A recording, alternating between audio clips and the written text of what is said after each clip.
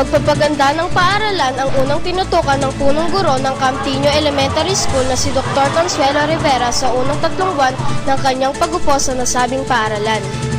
Bunsod nito ay inulunsad ang maagang brigada eskwela na kung saan ni-require ang mga guro na pinturahan ang harap at loob ng mga silid-aralan ng kulay na katulad ng sa bagong pinturang opisina ng punong guro, dilaw, berde at lining na pink.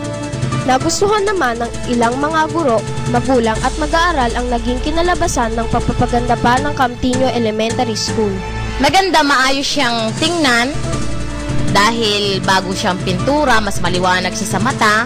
Napakaganda, napakaliwanag ng mata at saka maaliwalas lahat ng paligid.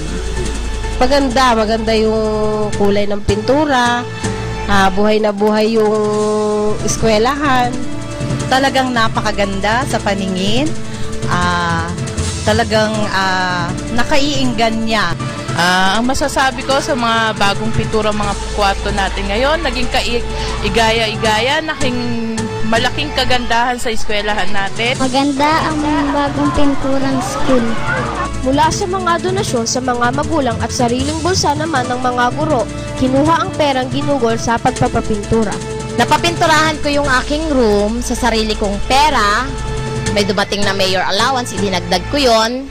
Meron namang nagbigay ng konti, tapos kumukuha naman kami sa sariling bulsa din. Dahil po magbabakasyon na, nanghingi po kami ng konting tulong sa mga magulang. Ito naman po voluntaryo, hindi po ito sa pilitan. Yun lang po may kakayanang magbigay ng tulong. Pwede naman pong hindi. Basta po yun lang mga bukal sa loob nilang magbigay ng tulong. Hindi lahat ng bata nagbigay. Yun lang po may kakayanan. Sarili kong pera binili ko ng pagpapintura na to.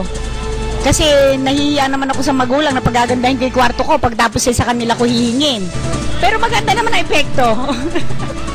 Naging tulong, bali nagkaisa kami mga magulang, nagtulong-tulong kami nag-ambag-ambag para sa pagpapapintura ng ating mga classroom. So nagkaroon kami ng meeting para pagkaisahan na mabuo at masagawa yung pagpapapintura ng ating mga classroom. Una sa lahat ay nagpatawag ako ng isang pagpupulong sa aking PTA parents, ano? So okay naman sila, willing sila na tumulong para sa ikagaganda ng paaralan.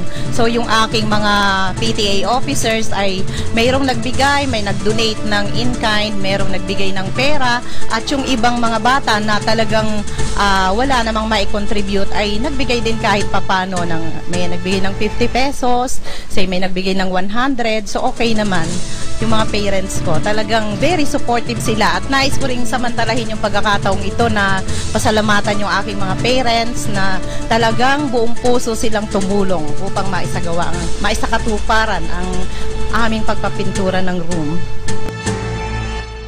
Ito si Shanaika Navarro sa pamamatnubay ni Ginoong Alan David Valdez ng Campiño Elementary School, nag-uulat para sa DepEd Hour ng DWJJ, Radyo Vision.